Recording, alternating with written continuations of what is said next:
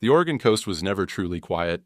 Even in the dead of night, the world outside Clara Evans's crumbling lighthouse vibrated with the endless pulse of the sea. Waves hurled themselves against jagged black rocks. Wind clawed at window panes, whistling down the empty hallways. Gulls shrieked their hunger into the dawn. But inside, for the better part of a year, silence reigned. Not the peaceful kind. This was a silence born of loss, of words choked back and memories too sharp to touch. Clara Evans lived alone at the edge of the world. She was a woman shaped by salt and sorrow, her dark hair streaked with early gray, her skin weathered by years of bracing storms. The lighthouse had been her home for 20 years, first as a young wife with dreams of wild adventure, then as a partner in the slow, steady work of keeping the beacon alive, and finally, as a widow clinging to a structure as battered as her own heart. It had been exactly 12 months since a squall snatched her husband away.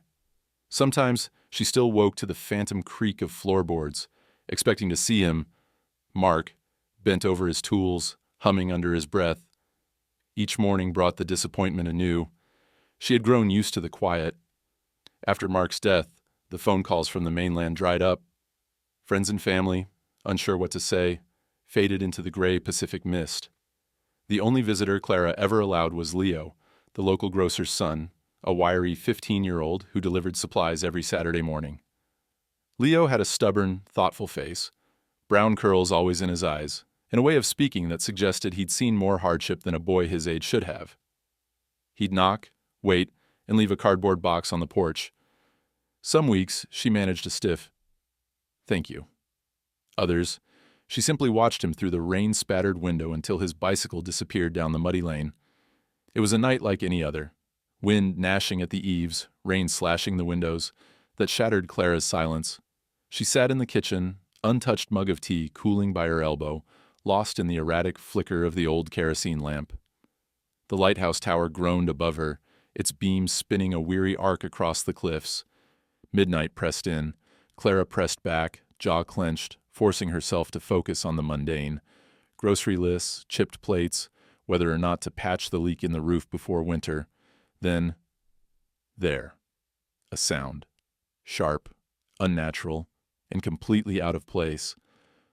Not the howl of wind or crash of surf, but something else. It cut through her reverie. A metallic clatter mingled with a strangled whinny. She froze. It had been months since anything unexpected happened out here. Heart thrumming, she set the mug aside and reached for the flashlight. The beam trembled in her hand as she edged toward the back door. Every instinct screamed at her to stay inside, to mind her own ghosts. But curiosity, old, stubborn, won out. She stepped into the cold, boots sinking into the sodden earth. The rain stung her cheeks, flattened her hair to her skull. She stood still, straining to hear. There it was again, the unmistakable sound of hooves skidding on rock, a frantic snort, the thunder of something large and alive at the edge of the cliffs. Clara edged around the lighthouse, the beam of her flashlight slicing through the storm. At first, she saw nothing but the gleam of wet stone and the wild, rearing surf below. Then, as lightning cracked the sky, she saw him, a horse, or rather, the suggestion of one, a shape wreathed in rain, chestnut coat glimmering a deep, unnatural red in the lightning's flash. He stood near the brink, sides heaving, nostrils flaring wide. His mane, slicked with water, hung in tangled ropes over his forehead. His eyes, black, liquid, burning with something like defiance, met hers and did not look away. For a moment Clara could not move. The sight was so startling, so impossible, she wondered if grief had finally driven her mad. But the horse was real, alive, trembling and wild, yes, but undeniably flesh and blood. He stomped a hoof, shied away from the flashlight, then stilled, watching her through the rain. Clara's mind whirred. How had he gotten here? There were no ranches for miles, and the cliffs were a death trap for anything on four legs. Was he lost? Injured? She took a cautious step forward, careful to keep her movements slow and open. "Hey!" she called, her voice hoarse from disuse. "Easy, boy." The horse flinched, but didn't bolt. Clara scanned him with the flashlight.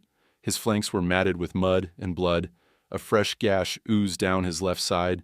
He looked half-starved, ribs jutting beneath the sodden coat. Clara's heart twisted. She'd known animals all her life, and this one was on the edge. Driven here by desperation, maybe, or by something worse. She doubled back to the kitchen, grabbed the first thing she could find, an old apple, wrinkled and soft from sitting too long in the fruit bowl. Back outside, she held it out at arm's length, coaxing with soft clicks of her tongue. The horse eyed her warily. Rain dripped from his muzzle. Inch by inch, he let her come closer, finally snatching the apple with surprising delicacy from her palm. His touch was warm, electric, a jolt of life in her numb hands. For the briefest instant, he leaned into her touch. Clara saw intelligence there, a spark that made her shiver. "There you go," she murmured. "You're safe, all right?" She knelt, tried to inspect the wound. The horse let her dab at it with a damp towel she'd stuffed in her pocket, muscles tensing but not fleeing. She could see he'd been running, maybe from something or someone, worse than the night itself. But just as quickly as trust was given, it vanished. With a sudden, fluid motion, the horse jerked away, vanishing into the blackness beyond the yard. Clara scrambled to her feet, heart pounding, flashlight beam chasing nothing but swirling rain. She stood in the yard for a long time, soaked to the bone, staring at the place where the horse had disappeared. Something inside her, a place that had felt empty for months, now hummed with uneasy energy. She didn't know what tomorrow would bring, or if the horse would return. But for the first time in a year, Clara Evans felt the world shift, as if some small door had opened in her silent life. She didn't sleep that night. Instead, she watched the rain ease and the clouds part, listening to the storm's retreat. When dawn crept over the Pacific, Clara stepped onto the porch, scanned the cliffs, and whispered, almost against her will, "Come back." The storm left the world rinsed clean by morning. Mist drifted low over the jagged cliffs, softening the edges of everything. The battered lighthouse, the tangled wild grass, even the empty, lonely porch where Clara Evans stood. She clutched her worn blue cardigan tight around her shoulders, squinting into the pale gray dawn. The night's encounter with the wild horse still played over and over in her mind, more vivid than any dream she'd had in a year. She tried to push it aside as she went through her morning ritual. Boiling water, feeding the stubborn cat who'd claimed the lighthouse before she did, checking for leaks, sweeping the sand from the front hallway. Each task felt smaller somehow, in the wake of that midnight visitor. She found herself glancing toward the cliffs every few minutes, heart leaping at every shadow, every distant call of a gull. By late afternoon, the wind had dropped. Sunlight pressed through broken clouds, turning the Pacific to a rolling sheet of hammered silver. Clara's eyes were heavy, her limbs aching with the exhaustion only a sleepless night and old grief could bring. She was pouring a second cup of tea when a new sound cut through the lull. A low, cautious whicker, followed by the sharp, nervous clatter of hooves against gravel. She moved to the back window, careful not to make a sound. There, just beyond the picket fence at the edge of the yard, stood the horse. He looked no less wild by daylight.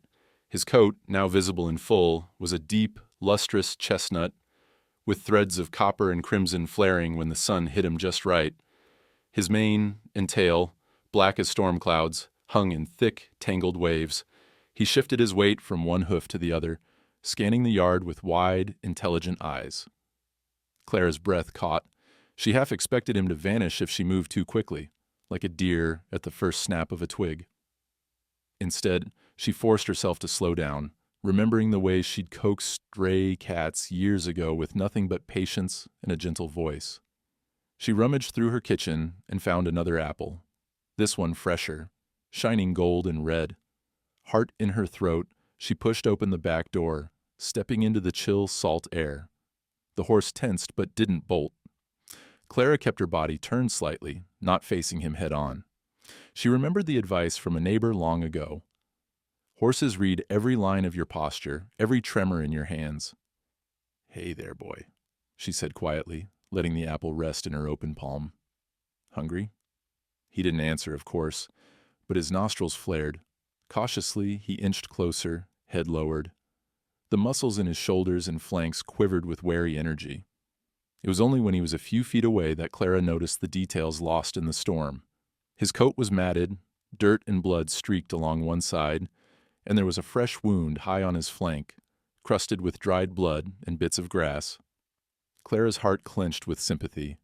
She softened her tone even further, whispering nonsense the way her late husband used to talk to nervous animals. "You're a mess, aren't you? Where did you come from, huh?" Slowly, step by step, he closed the gap and plucked the apple from her hand, his lips brushing her fingers. The contact sent a jolt through Clara, as if she were shaking hands with the very spirit of the coast itself. Untamed, battered, but alive. The horse chewed, watching her with an unnerving intensity. It was more than hunger. There was a searching quality in his gaze, something that made Clara feel both seen and judged. She took a slow, careful step to the side, reaching for the battered metal bucket by the fence. It was filled with rainwater from last night. Without taking her eyes off him, Clara set the bucket just inside the yard and nudged it forward.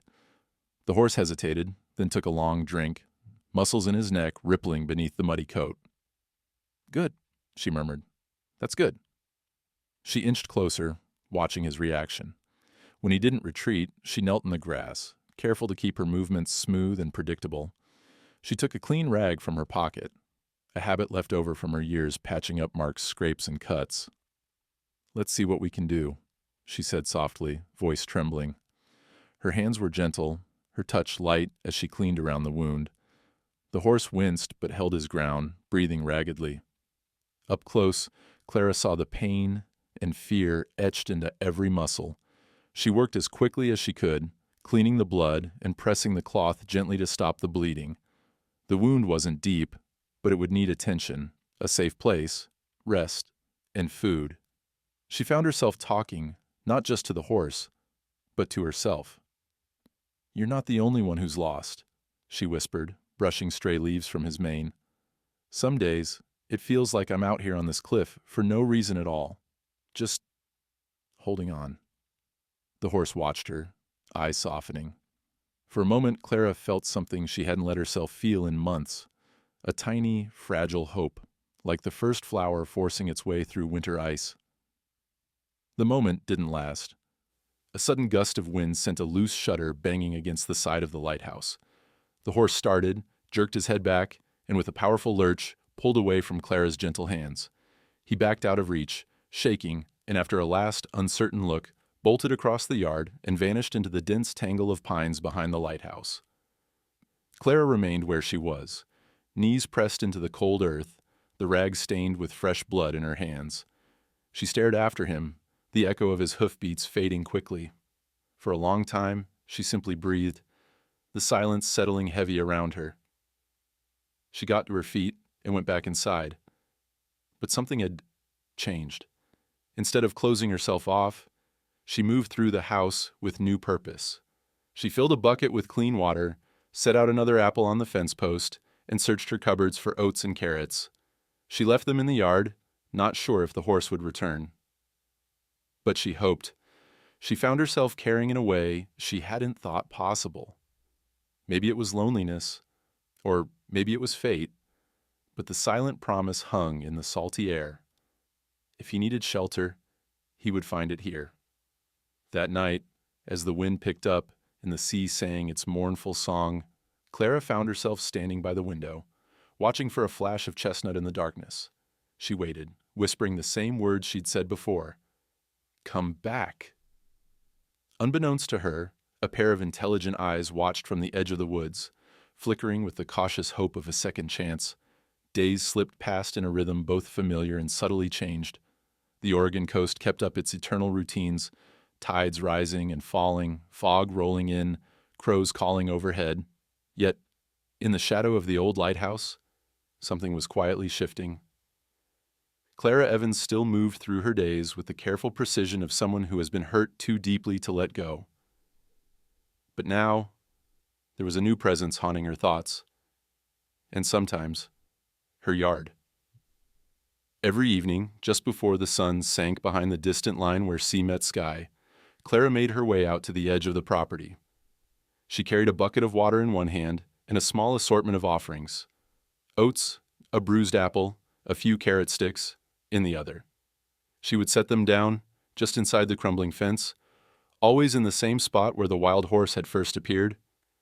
At first, it felt like wishful thinking, a ritual performed more for her own comfort than for any realistic hope of a return. But on the third day, as the light was fading and the wind began to turn cold, she saw him. The horse, his chestnut coat glowing a deep ember red in the last golden rays, stood at the edge of the pines, half hidden among the shadows.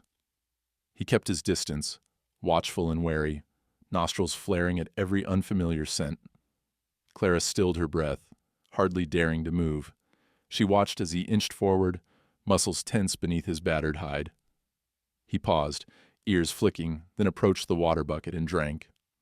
Only after several cautious sips did he nose through the scattered oats and carrots, snatching up the treats before retreating into the safety of the trees. Clara felt a slow, careful warmth begin to grow inside her chest. She didn't try to speak to him, not yet. Instead, she stood quietly, letting the moment unfold, allowing the horse to decide the boundaries of their fragile trust. Over the following weeks, the pattern held. Every evening at dusk, the horse would return, sometimes keeping to the very edge of the woods, other times venturing a few cautious steps into the yard. He never let Clara get close enough to touch him again, but he no longer fled at the sound of her voice. She started talking to him, her tone gentle and conversational, as if speaking to a friend who might wander off at any moment. She named him Ember, after the way his coat caught the fading sunlight, like the last glow of a fire smoldering in the shadows. The name suited him, she decided, both for his coloring and the quiet, intense presence he brought to her lonely evenings. Ember's wound slowly healed. Clara noticed his limp grew less pronounced, the gash closing up, his coat regaining a rough shine. Each night, she spoke a little more, telling him about her days, her chores, small memories of Mark, and sometimes confessions that had lived too long inside her chest. She talked about the loneliness, the ache of mornings without another voice, the way even the seagulls seemed to cry louder now that she was alone. She told him about her anger, her guilt, her inability to move forward from the past. Speaking to Ember was different from talking to a person. She could be honest in a way she hadn't managed with anyone else, not even Leo. Speaking of Leo, he was the first to notice the shift in Clara. He arrived for his Saturday deliveries, lugging a heavy box of supplies up the muddy path, whistling tunelessly. One morning, as he stacked canned soup and flour on the counter, he glanced out the window and raised an eyebrow. "So, you finally made a friend?" he teased, nodding at the empty water bucket and the gnawed carrot tops scattered near the fence. Clara, caught off guard, managed a half smile. "Depends on your definition of friend," she replied. But Leo was quick to notice things most adults missed. The lightness in her voice, the way she watched the woods with a secret sort of hope. "Is it a horse?" he asked, lowering his voice, as if the very mention might scare the animal off. Clara hesitated, then nodded. "A wild one. Showed up during the last storm, hurt, hungry. I suppose I'm just making sure he's all right." Leo grinned. "I knew you couldn't stay a hermit forever." He left it at that, but over the next few weeks, Clara found he lingered a little longer after his deliveries, sometimes glancing toward the trees, sometimes asking questions about Ember's health and habits. It was a relief, in its way, to have someone to share the secret with, someone who didn't press too hard or ask for more than she was willing to give. Spring moved slowly toward summer, the world growing softer around the lighthouse. Flowers burst from cracks in the stone walls. The sea, though still wild and unpredictable, took on a gentler shade of blue. Clara and Ember's dance continued, each keeping to their edges, both drawing a little closer as the days grew longer. One evening, as Clara sat on the porch steps, watching the sunset, she found herself talking aloud, her words drifting across the grass to where Ember stood, just within earshot. "I used to think I'd be here forever," she said quietly. "Just me and the wind in the sea. But then you showed up. You remind me of Mark, in a way. Always stubborn, always running from something, but always coming back home. Her voice cracked. She wiped her eyes with the back of her hand and smiled. Ember flicked his ears, shifting his weight, the fading sunlight painting a ring of fire around his silhouette. Maybe you're lost too, Clara continued.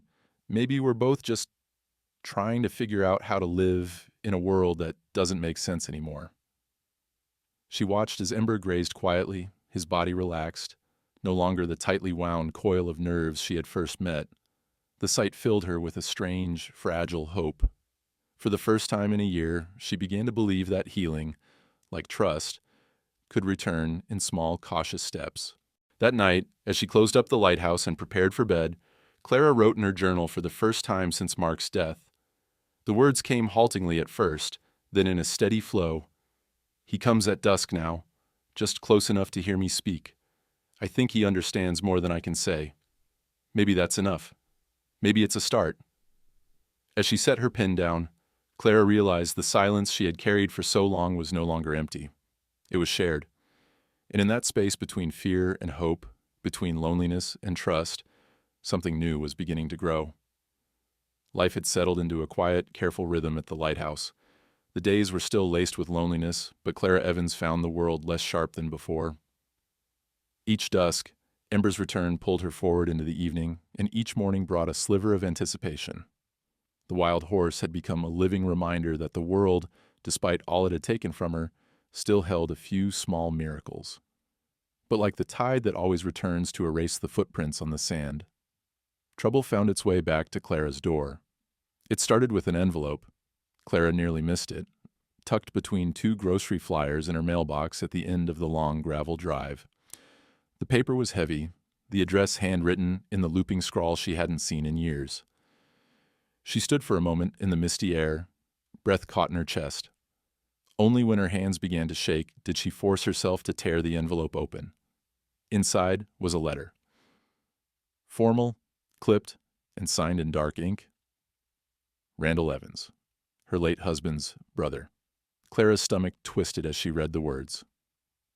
Randall claimed that, as co-investor in the original purchase of the lighthouse, he held legal rights to the property. He stated plainly that he was coming soon to discuss a change in ownership and suggested it would be wise for Clara to consider her options. The letter smelled of arrogance and old resentment. Randall had always been a shadow at the edge of Clara's life. Present for holidays, quick with a sarcastic joke, gone again before any real warmth could develop. He and Mark had grown up together, but taken wildly different paths. Mark was gentle, a dreamer drawn to the wild sea and the lonely lighthouse. Randall, in contrast, was ambitious, sharp-tongued, always scheming for more. Clara set the letter on the kitchen table and stared out the window at the battered old tower. The idea of Randall walking the paths she and Mark had built together made her skin crawl. For the first time in weeks, her loneliness curdled into something close to fear. She tried to distract herself with chores, scrubbing windows, fixing a leaking gutter, making soup from scratch, but the dread stuck to her like the ever-present salt mist. On the fourth day after the letter arrived, Randall did too. He pulled up in a gleaming SUV, tires crunching on the gravel, and stepped out with the swagger of someone inspecting his new prize. He was tall, broad-shouldered, with the same sharp jawline as Mark, but none of the warmth. His hair was slicked back, and his suit seemed almost a joke against the backdrop of fog and peeling paint. Clara met him on the porch, arms crossed, jaw set. Randall flashed a smile, tight, predatory. "Clara, you look, well." He glanced past her, taking in the weathered clapboards and wild garden. "Still playing lighthouse keeper, I see." "I live here," Clara replied flatly. "It's my home." Randall held up a hand as if to ward off an argument. "That's what I want to talk about. I have a buyer lined up, someone who sees the potential of this land. Developers, Clara. Real money. We'd both walk away set for life." Clara shook her head, anger simmering beneath her fear. "Mark and I made this place together. I'm not selling. Randall's eyes flicked to the edge of the yard, where a patch of wildflowers struggled to survive the wind. You know as well as I do. Legally, the deed's in both our names. I put up half the money, remember? You can't just squat here forever. Clara's hands balled into fists. She wanted to scream at him, to banish him from this place of memory and loss. But the words tangled in her throat. Instead, she stared at him, silent. Randall took a slow walk around the yard, surveying the lighthouse and the cliff's edge, humming to himself. Then, as if noticing the world for the first time, he paused at the far side of the property. "What's this?" he called, pointing at the empty bucket and the half-gnawed carrots. "You feeding strays now?" "Thought you were tougher than that." Clara stiffened, glancing toward the trees where Ember often lingered. The horse was nowhere in sight, but his presence hung between them like a secret. Randall gave her a knowing smirk. "Guess you needed someone to talk to, out here all alone." Clara ignored the bait, but Randall wasn't done. He circled back toward the porch, voice dropping into a confidential tone. "I get it. It's lonely out here. But this," he gestured to the crumbling wood, the wild garden, the battered tower. "This isn't living. It's just holding on to something that's already gone." She bit back her reply, feeling as if every inch of ground beneath her feet was slipping away. Randall pressed on, outlining his plans in detail. The renovations, the profits, the buyers already lined up. He spoke as if Mark's memory was just another obstacle to bulldoze. Clara fought back, reminding him of promises made, of the years she and Mark had poured into the lighthouse. But deep down, she knew her legal claim was shaky. Mark had always trusted family over paperwork, and Randall's name was indeed on the original documents. Randall seemed to sense her uncertainty. He smiled, all teeth. "I'll be back with papers next week, maybe a lawyer. Think about it, Clara. This place is worth a fortune. Don't let a ghost keep you from moving on." He left as abruptly as he'd arrived, tires kicking up dust as he sped away down the rutted lane. Clara stood for a long time on the porch, arms wrapped tight around herself. The silence of the lighthouse pressed in, heavy and suffocating. She glanced at the place where Ember sometimes appeared, wishing for the comfort of his steady gaze. But the yard was empty, and the wind carried only the distant cry of gulls. That evening, Clara did her chores in a daze. She left water and food by the fence, hands trembling, mind racing with worst-case scenarios. What would she do if Randall forced her out? Where would she go? The thought of leaving the lighthouse, of abandoning the last piece of Mark she still had, was unbearable. As darkness fell, Clara wandered the perimeter of the property, searching the shadows for Ember. For the first time since his arrival, he did not come. She sat on the back step, listening to the sea, fighting the urge to cry. Hours later, just as she was about to give up, she heard a soft rustle in the grass. Ember emerged from the trees, his chestnut coat dark in the moonlight. He didn't approach, just stood watching her, ears flicking, body tense. Clara let out a shaky breath. "I don't know what to do," she whispered into the night, voice cracking. "Everything feels like it's slipping away." Ember shifted his weight, lowering his head as if in silent understanding. For a long time, they simply shared the darkness, two solitary souls bound by the uncertain future. And as the waves battered the cliffs and the wind rattled the windows, Clara made herself a silent promise. She would fight, even if her hope was as fragile as the wildflowers that clung to the edge of the world. Rain hammered the roof of the lighthouse all night, turning the gravel drive to mud and churning the sea into white-tipped fury. Clara Evans barely slept. The letter from Randall haunted her dreams, replaying his threats in an endless loop. The old fear returned, a fear of losing not just the lighthouse, but the last connection to Mark, the only place that still felt like home. She tossed in bed, listening to the wind shriek and the waves batter the cliffs, but it wasn't the storm that dragged her from sleep just before dawn. It was a cry, a desperate, wild sound, something between a scream and a whinny, rising above the wind. For a moment she thought she was dreaming, caught in that twilight space between sleep and waking. But there it was again. A frantic, pained whinny from the direction of the yard. She threw on her boots and raincoat, grabbed her flashlight, and plunged out into the storm without a second thought. The world outside was chaos. Rain lashed her face and soaked through her coat, the ground slippery and treacherous beneath her feet. She stumbled, nearly falling, but pressed on, following the cries to the edge of the old boathouse, unused for years except for storing Mark's tools and a few stacks of hay. There, half collapsed in the mud, was Ember. His chestnut coat was streaked with rain and mud, his flanks heaving.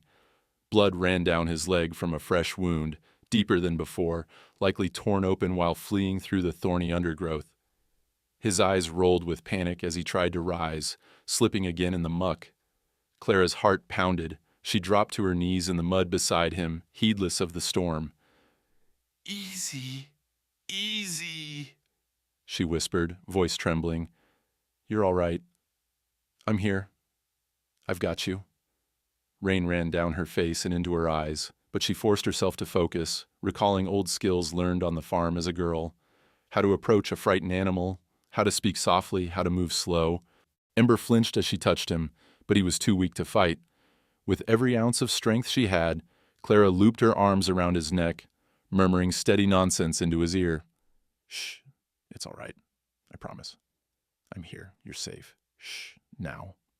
She grabbed a frayed rope from the barn wall and with effort coaxed him to his feet. Ember limped heavily, but he followed her, one painful step at a time, into the shelter of the old boathouse. The space was musty and cold but dry, with piles of hay still soft enough for bedding. Clara let him in, closed the door against the wind, and fetched a lantern from a nail on the wall. The warm, trembling light painted Ember in golden shadow. He stood shaking, every muscle taut, sides slick with sweat and rain. Clara worked quickly. She grabbed towels, a bucket of warm water, and her old first aid kit, her hands surprisingly steady. She cleaned the blood from Ember's flank, whispering apologies each time he jerked away. She dabbed salve on the wound and pressed a bandage over it, improvising with strips of an old bedsheet. "I know it hurts," she murmured, "but you'll be okay. You're tough." Her words were half for him, half for herself. At some point, her exhaustion took over. Clara collapsed in the hay beside Ember, pulling an old blanket over her shoulders. She lay on her side, eyes half closed, listening to Ember's breath, uneven at first, then settling into a slow, heavy rhythm. The storm outside raged on, but within the boathouse there was a fragile peace, two beings battered by the world but clinging to the warmth of each other's presence. In the dark, memories surfaced, shards of old grief and love. She remembered the night she and Mark had slept out under the stars. Years ago, their laughter echoing off the sea. She remembered how he would return from the mainland after days away, always smelling of salt and wind, always with that apologetic smile. He had been gentle, but restless, a man with too much heart for any one place.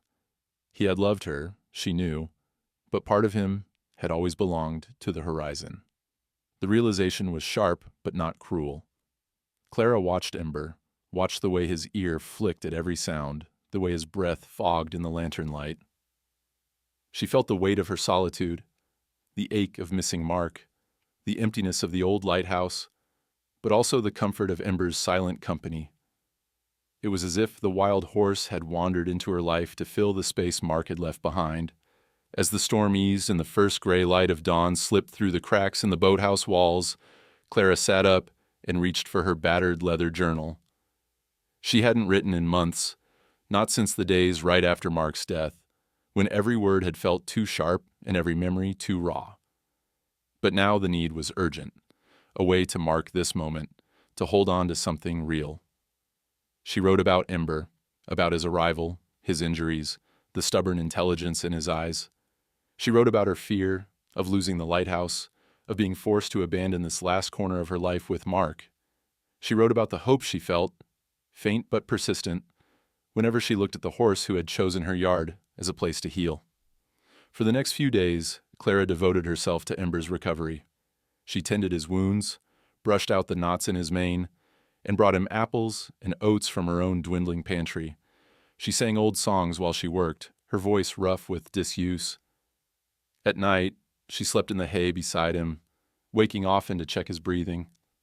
Sometimes she talked to him, telling stories she'd never shared with anyone, about her childhood, about her dreams, about Mark. Sometimes she simply sat in silence, comforted by the warmth of his presence. Ember, for his part, grew less wary each day. He watched Clara with calm, intelligent eyes, flinching less at her touch, even nosing her hand for treats. Once, as she was cleaning his wound, he rested his heavy head on her shoulder for just a moment, an unmistakable gesture of trust. The small act brought tears to Clara's eyes. She realized she wasn't just caring for Ember, she was healing too. Their bond was fragile, born in pain and forged in trust. But it was real. It was Leo who first noticed the change. He arrived for his weekly delivery, eyebrows raised at the sight of hay scattered across the kitchen floor. When he peeked into the boathouse and saw Clara asleep beside the great chestnut horse, he shook his head, a slow grin spreading across his face. "I knew you'd figure it out," he said later, stacking groceries on the counter. "Sometimes you have to let something wild in, just to remember what it's like to feel alive." Clara smiled, the weight in her chest lighter than it had been in months. In her journal she wrote, "He is not mine, and I am not his, but we are both less alone now." Maybe that's enough. The days passed quietly. The storm had broken, but something else had mended. A bond stronger than fear or grief, or even the threat of losing everything she loved. In the company of Ember, Clara Evans began to remember how to hope. The rain had stopped, but the world outside the lighthouse still glistened, leaves dripping in the early morning sun. Ember's recovery had brought a strange new calm to Clara's life, a fragile kind of peace she hadn't dared to hope for since Mark's passing. Days slipped by in a routine that made sense, caring for Ember, jotting down notes in her journal, sharing silent company with the wild horse who now trusted her enough to nuzzle her palm or let her run a brush through his tangled mane. But nothing lasts forever, not peace, and certainly not the quiet safety of solitude. The next storm was not one of wind and water, but of paper, threats, and the relentless grind of the outside world. It arrived in the form of Randall. He returned one bright afternoon, this time with company. Clara saw the car before she heard it, a glossy black sedan creeping up the gravel drive, tires spitting mud.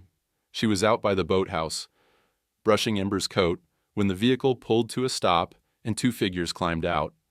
Randall, in a pressed navy jacket and sunglasses, and a woman in a tailored suit, clipboard in hand and camera slung around her neck.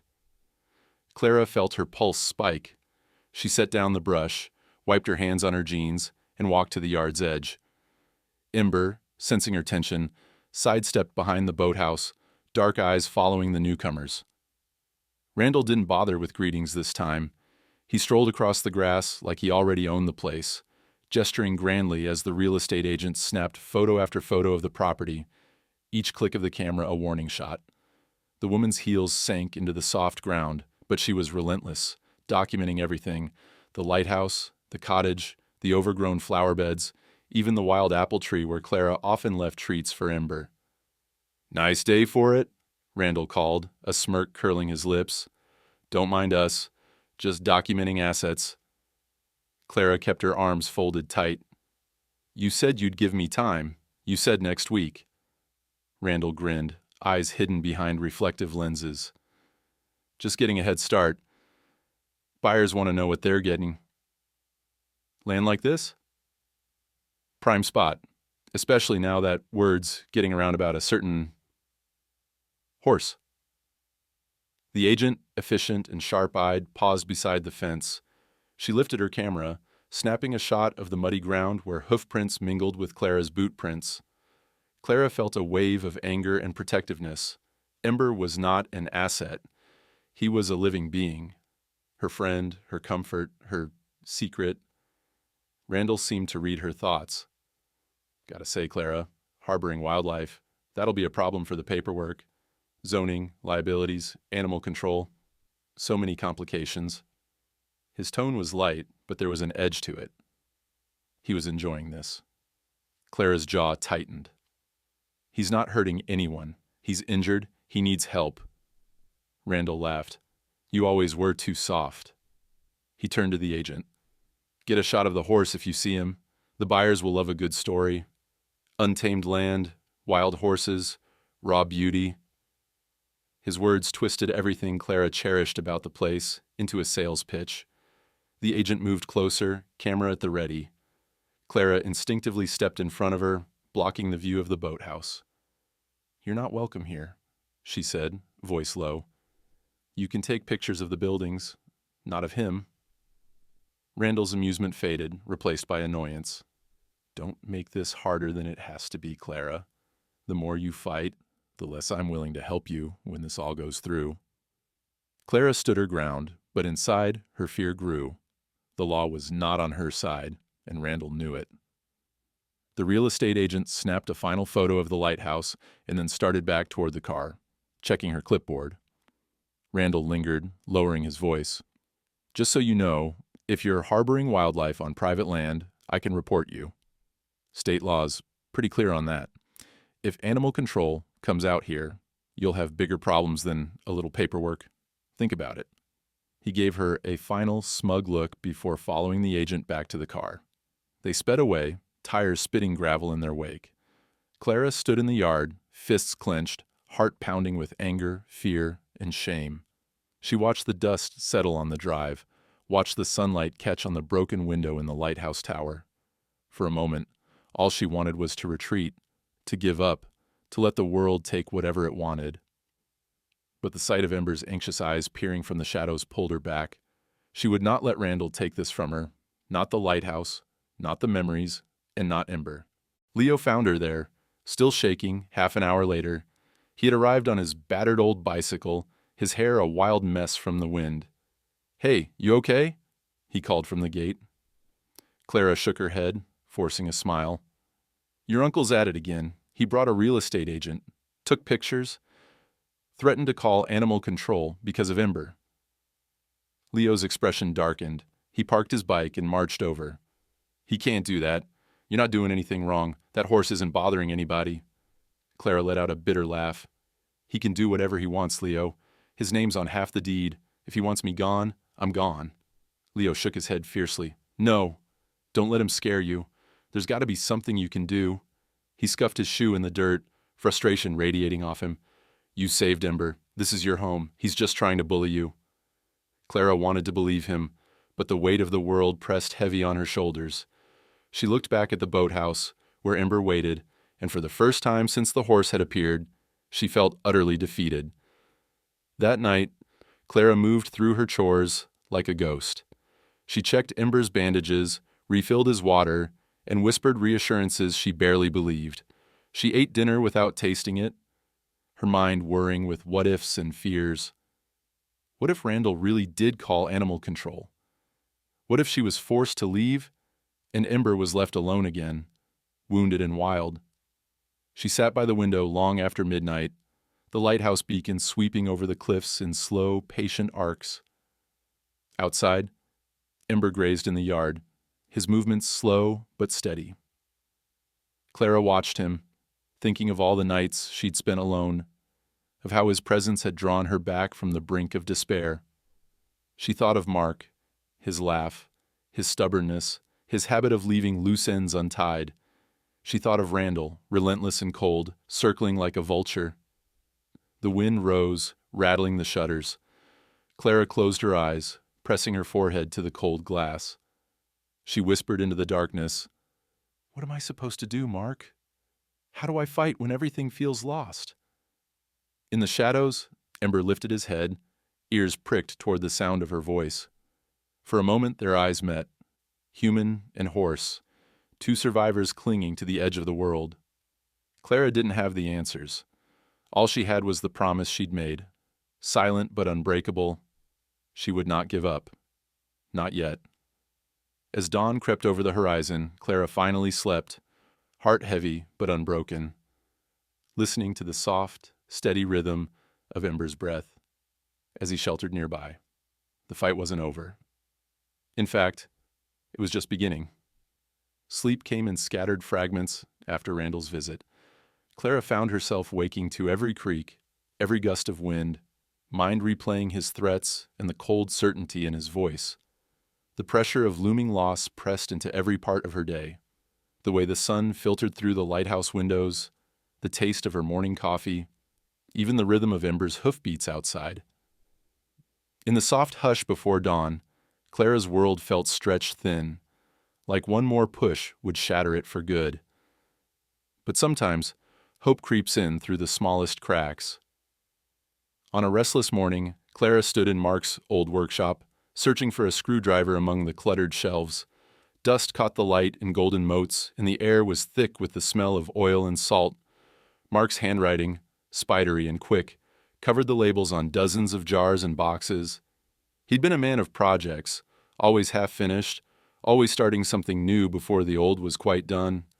As Clara reached for a tin marked MISC hardware, her fingers brushed against a battered envelope wedged behind a stack of water-stained notebooks. She almost dismissed it. Mark's papers were always everywhere.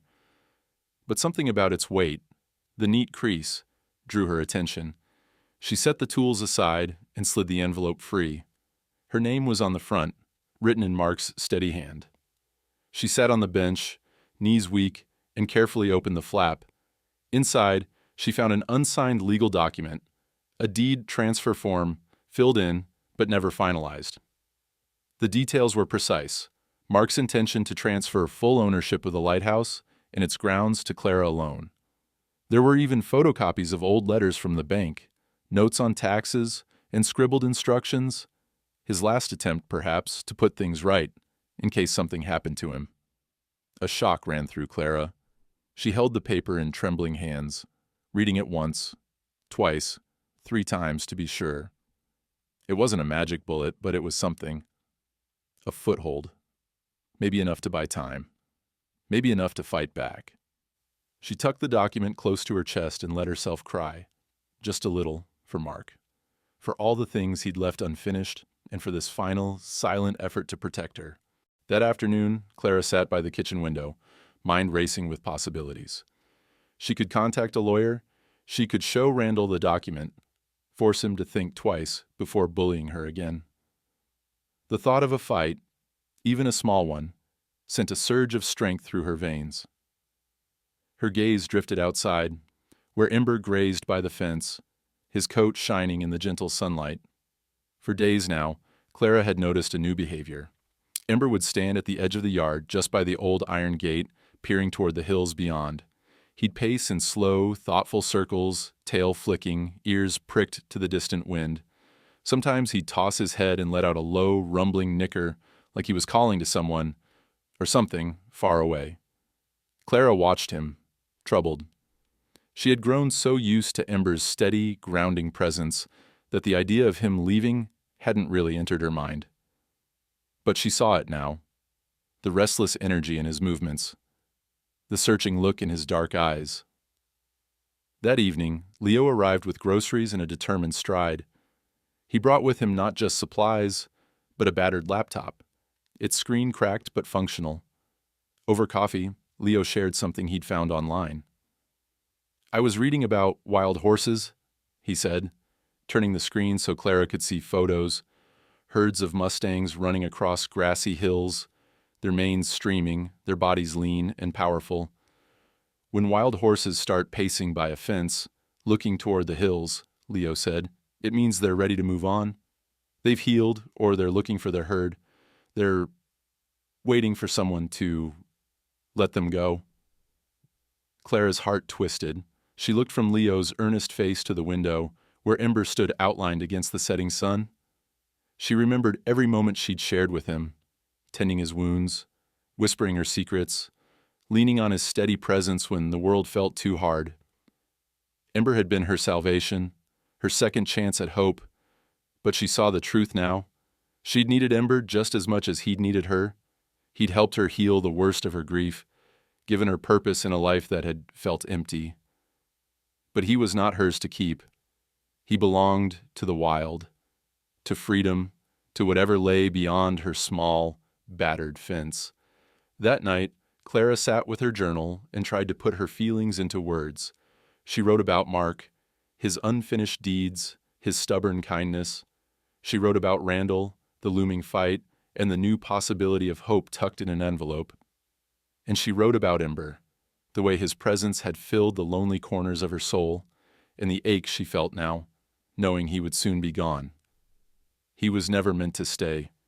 He's a wild thing, but he gave me back my voice, my courage. Maybe that's what love really is, letting go, even when every part of you wants to hold on. She closed the journal, heart heavy but clear. She knew what she had to do. The next morning, Clara walked the yard with slow, steady steps. Ember greeted her with a gentle nicker, nudging her hand for a treat. She scratched his neck, tears prickling in her eyes. "You've been patient with me," she whispered. "Now it's my turn." Throughout the day, she watched him, how he lingered by the gate, nostrils flaring at every scent from the windward hills, how his ears twitched at sounds too distant for her to hear. He was ready. The question was she? That night, Clara sat by the window, her heart full of gratitude and sorrow in equal measure. She gazed at the gate, then at the document Mark had left for her, and made a decision. She would fight for her home, using every scrap of hope and evidence Mark had given her. But she would not fight to keep Ember chained to her healing. She would set him free. Before bed, she stood at the gate as the mist crept in from the sea. Ember approached, head bowed, eyes shining in the dusk. Clara pressed her forehead to his and whispered, "Thank you for everything." As she turned to go inside, Ember stayed at the gate, eyes fixed on the horizon, waiting for the moment when the world would open up for him once more. A chapter of Clara's life was ending, but for the first time in a year, she wasn't afraid of what would come next. The air was thick with the anticipation of change. All through the night, Clara Evans tossed and turned, caught in the tide of memories and the ache of letting go. Even as the stars faded and the lighthouse lamp blinked out with the coming dawn, she knew today was the day she would say goodbye. The world outside was a watercolor of silver fog and gentle light. The ocean, so often a tempest, moved with a quiet power. Clara moved through her morning tasks on autopilot, a cup of tea growing cold on the kitchen table, a slice of bread left untouched, her hands trembling as she braided her hair and buttoned her worn blue cardigan. She looked at her reflection in the window. Tired, yes, but somehow more alive than she'd been in a long, long time. She tucked Mark's unsigned deed in a folder by the front door, a silent promise that she wouldn't give up on their home. But today, her focus belonged wholly to Ember. She stepped into the yard with a basket of apples and a gentle determination in her heart. Ember was already waiting near the gate, pacing the fence line, nostrils flaring with the scent of distant hills and freedom. His coat shimmered in the weak sunlight, the wound on his flank almost vanished, a faint scar beneath the shining chestnut fur. Clara walked toward him, boots crunching on the damp grass, heart pounding with each step. Ember pricked his ears, head lifting, eyes locked on hers. For a long moment, neither of them moved. The world seemed to hold its breath. "Hey, boy," Clara said softly, holding out an apple. "You ready?" Ember took the fruit gently, his lips brushing her palm. She stroked his neck, memorizing the rough texture of his mane, the warmth of his breath. Each detail was a memory she could carry with her, even after he was gone. She took her time with him that morning, brushing out his coat, checking the last of his wounds, whispering words of gratitude and love. She talked about Mark, about the lighthouse, about the days of silence and the nights of hope.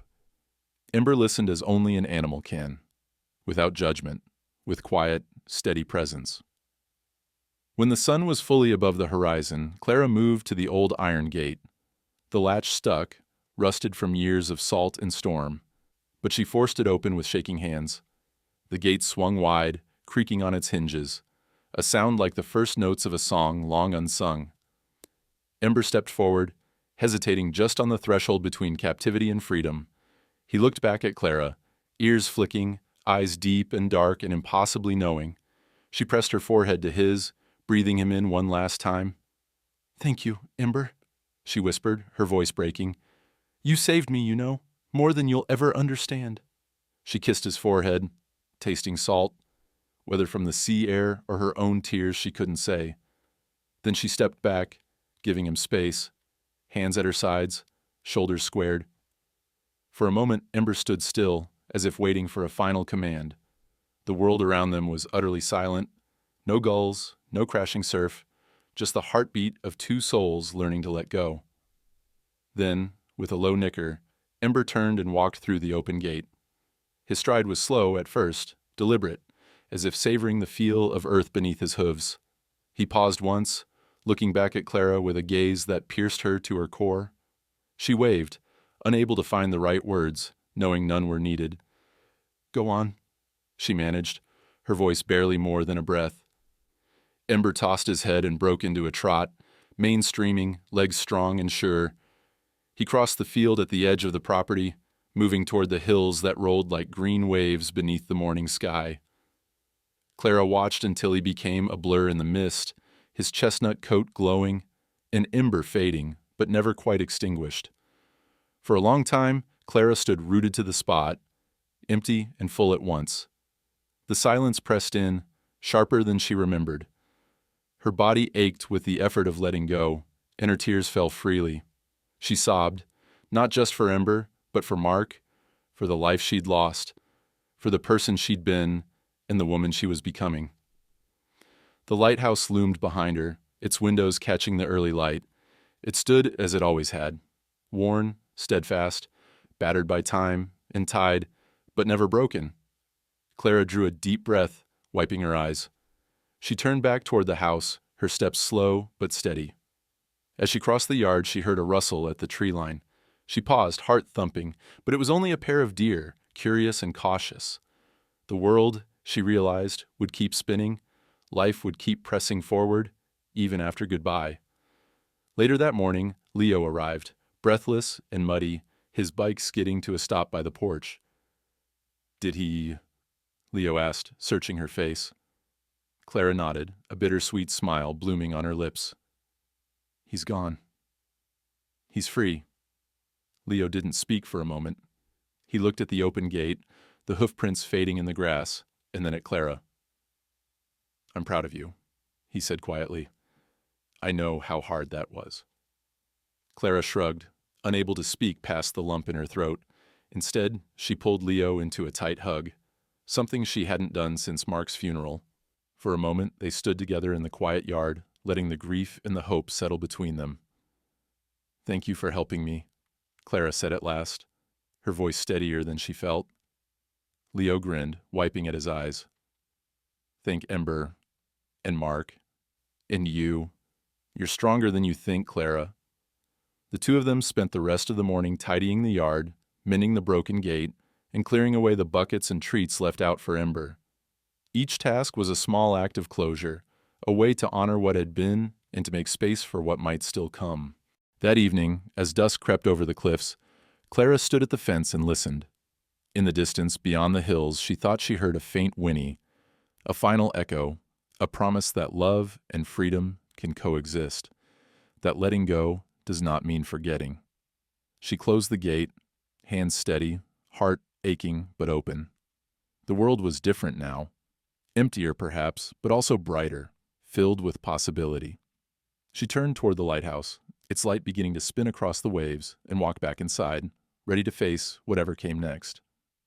For the first time in a year, Clara Evans felt the pull of the future, a future shaped by loss, yes, but also by courage, kindness, and the wild, bright memory of a horse named Ember. The morning after Ember's release dawned bright and windless, a rare peace settling over the battered cliffs. Clara Evans woke with swollen eyes and a heavy heart, but something inside her felt strangely lighter, as if a burden she'd carried alone had finally been shared with the world. She reached for her battered journal, the act of writing now, a comfort, and put down the simplest words. He is free. And so am I, in a way. But the world did not pause for her grief, or her hope. The threat of Randall and the looming sale of the lighthouse remained. Clara glanced at the manila folder on her kitchen table, Mark's old deed transfer document, unsigned but clear in its intent. She pressed her hand to it, gathering strength. "You always tried to fix things for me," she whispered to Mark's memory. "It's my turn now."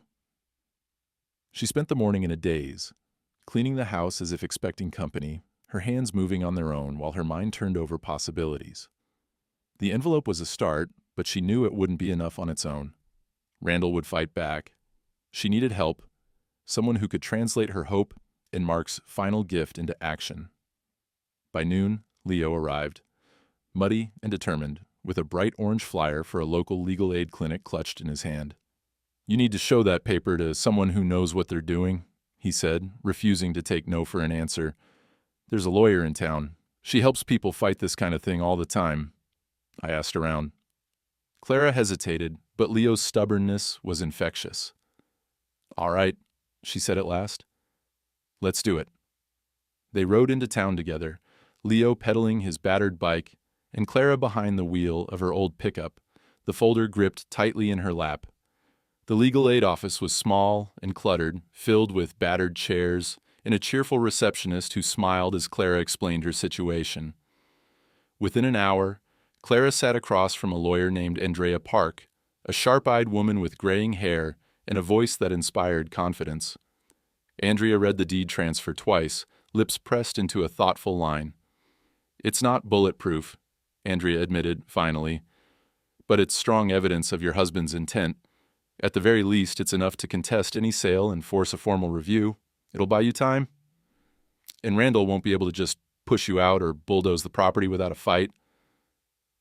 Clara felt tears prick at her eyes. Not of fear, but relief. For the first time, the odds felt less impossible. "Would you be willing to speak at a hearing? Tell your side?" Andrea asked. Clara nodded. "Whatever it takes. I'm not letting this place go. Not after everything." Back at the lighthouse, she called Randall and told him bluntly about the lawyer, the document, and her intention to fight. There was a long silence on the other end before Randall replied, all bravado gone from his voice. "You're really going through with this?" "I am," Clara said. "Mark wanted me to have this place. I have the proof. If you want to fight, then we fight. But I'm not giving up. Not this time." Randall muttered something about ungrateful and making it difficult for both of us. But Clara could hear the uncertainty in his words. For the first time, he sounded unsure, even a little afraid.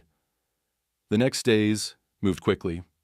Andrea filed paperwork to contest Randall's sale, and the town began to whisper. Clara, who had hidden for so long in the shadow of her own pain, now stood in the sunlight, visible and determined. She realized she was not alone, not just because of Leo, but because of the people who quietly remembered Mark's kindness, who admired the lighthouse and the wild coast, who believed some places were worth fighting for. Leo had an idea one evening as they patched up a fence. "Why don't you open up the lighthouse for a day? Let people come see it, especially the kids. You could teach them about the light, the storms, the sea. Let them see what you're fighting for. Make it their fight, too." Clara was unsure at first, her old shyness rising, but the idea took root. With Leo's help, she hung posters in the grocery store, the diner, and the church. Open Lighthouse Day, free tours, and coastal history, all welcome. The morning of the event, Clara woke early, nerves tight but spirit determined. She polished the lantern room, set out fresh-baked scones and lemonade, and placed Mark's old maritime maps on display. The first visitors arrived before noon, a family with 2 curious children, then a group of teens, then an older couple who remembered the lighthouse's first beam. Word spread, and by mid-afternoon, the small yard was filled with laughter and wonder.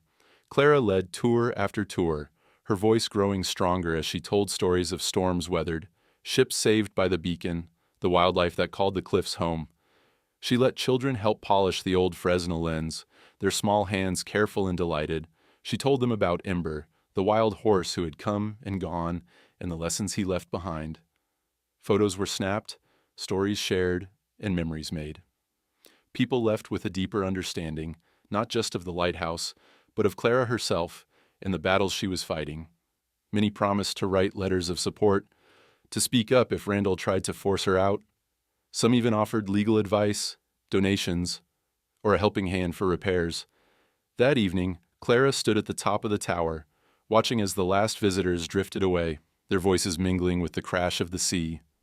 Leo joined her, hands in his pockets, eyes bright. "You did it," he said, smiling. "You brought it back to life." Clara nodded, tears sparkling in her eyes. "I couldn't have done it without you. Or Ember. Or Mark," Leo grinned. "None of us do it alone." As dusk settled, Clara lit the lantern in the tower, its beams slicing through the gathering fog, a promise and a warning. This place would not be taken quietly. Not now. Not ever. She climbed down, feeling a new sense of purpose, a fire kindled by loss, but fueled by hope. The lighthouse was alive again, not just as a beacon for ships, but as a symbol for everyone who believed in second chances, in healing, in fighting for what matters. And when the night fell silent, Clara wrote in her journal, "Today, we opened the doors. I remembered what it feels like to belong, to be part of something larger than pains or grief. The light is burning again. And so am I." Months slipped by, each day colored by a quiet optimism that felt entirely new in Clara Evans's life. The legal fight with Randall was not easy, nor quick, but with Andrea Park's guidance and the community's support, Clara held her ground. The hearing before the town board was tense. Randall arrived with a slick attorney, his voice full of wounded entitlement. But Clara brought her truth, her documents, and her allies. She spoke plainly about Mark's intentions, the lighthouse's history, the community that cherished its beacon, and her own journey through grief, solitude, and renewal. People she barely knew stood up to speak for her. The old fisherman who remembered Mark's rescue in a squall, the mother whose son learned to love the sea from Clara's stories, the children who'd helped polish the lens, and still talked of Ember, the wild horse who once came to heal. The board listened. They didn't promise a miracle, but the process slowed, the sale was put on hold, and Randall's threats lost their bite. Clara knew there would always be uncertainty, but she also knew she would never again be alone in the fight. With each week, the lighthouse shed a bit more of its old gloom. Clara patched the leaky roof with help from neighbors. Leo painted the railings, bright blue like the sea at midday, and the local school donated boxes of books for a reading nook in the old keeper's quarters. Every afternoon, children visited, wide-eyed, as Clara spun tales of storms and shipwrecks, of Mark's kindness, and of a horse who had crossed her path when she needed him most. But the heart of her home, the soul of the lighthouse, remained its great beacon lamp. It had stood dark for over a year, ever since Mark's accident. The light, once a promise to sailors and a comfort to Clara, had become a symbol of loss. Every time she climbed the narrow steps, the lamp greeted her with silence and dust. Now, with a fresh sense of purpose, Clara decided it was time to bring the light back. She spent days cleaning the glass and polishing the brass, Leo by her side, each bolt and panel a reminder of the work and love she and Mark had once poured into this place. She rewired the old electrical lines, cursing when her hands slipped and laughing with Leo when he pointed out her smudged nose. At last, on a chilly autumn evening, with the sun sinking low over the Pacific, Clara stood in the lantern room, hand poised on the switch. Below her, the townspeople gathered on the bluff, word having spread of the relighting. Leo grinned up at her from the gallery, waving encouragement. Andrea Park and her daughters stood arm in arm. Even Randall, sullen but respectful, watched from a distance. Clara hesitated only a moment, then flipped the switch. The lamp sputtered, flickered, then flared to life, a bright, steady beam cutting through the dusk. Cheers rose from below, laughter and applause blending with the crash of the waves. For the first time in so long, the lighthouse shone, its light sweeping the coast like a silent promise. You are not lost. You are not alone. There is always a way home. Clara stood in the warm circle of the lamp, her heart overflowing. She thought of Mark, his laugh, his dreams, his silent efforts to protect her even after he was gone. She thought of Leo, of Andrea, of the children whose hands had built new memories in these battered walls. And she thought, always, of Ember. She walked down the spiral stairs, passing the reading nook where the children had left drawings. One, in bright crayon, showed a chestnut horse galloping along the cliffs, mane flying, the lighthouse glowing in the background. Leo had taken a photo of Ember the week before the release, capturing him mid-stride in the evening sun, his eyes bright and his coat shining with health. Clara framed the photo and placed it on the mantel above the fireplace. That night, with the lamp burning overhead, Clara wrote in her journal, "Some creatures aren't meant to stay, but they leave behind everything we need.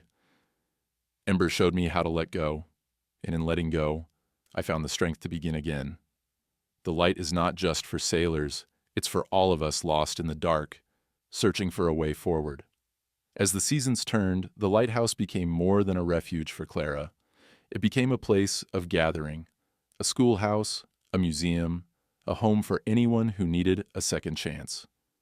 She continued her open lighthouse days, teaching new generations about tides, storms, and the stubborn hope that kept the light burning through the fiercest nights. Sometimes, on evenings heavy with mist, Clara would step outside, gaze up at the lamp, and listen to the wind sweeping in from the hills. She swore she could hear, far off, the echo of hooves on the cliffs. The memory of Ember, running wild and free, a living symbol of healing, of love released, of courage reclaimed. And so the story came full circle. The lighthouse stood, weathered, yes, but whole. Clara, once shattered by grief and isolation, found herself woven back into the fabric of her community, her heart open to new beginnings. Mark's memory was not a weight, but a blessing. Leo became like family. The children's laughter replaced the silence that once haunted every room. On a quiet afternoon, as golden light streamed through the windows, Clara welcomed a new group of visitors. She told them the story of the wild horse and the broken heart, of storms survived and light restored. She told them how healing sometimes arrives on four legs, how love means setting each other free, and how even in our darkest moments, a single bright light can lead us home. As the sun dipped below the horizon and the lamp glowed above the sea, Clara stood by the window, Ember's photo in her hands. She smiled, softly, bravely, completely changed. And somewhere on a distant hill, the sound of hooves drifted through the evening mist, a last gift from a friend who had taught her the hardest, kindest lesson of all.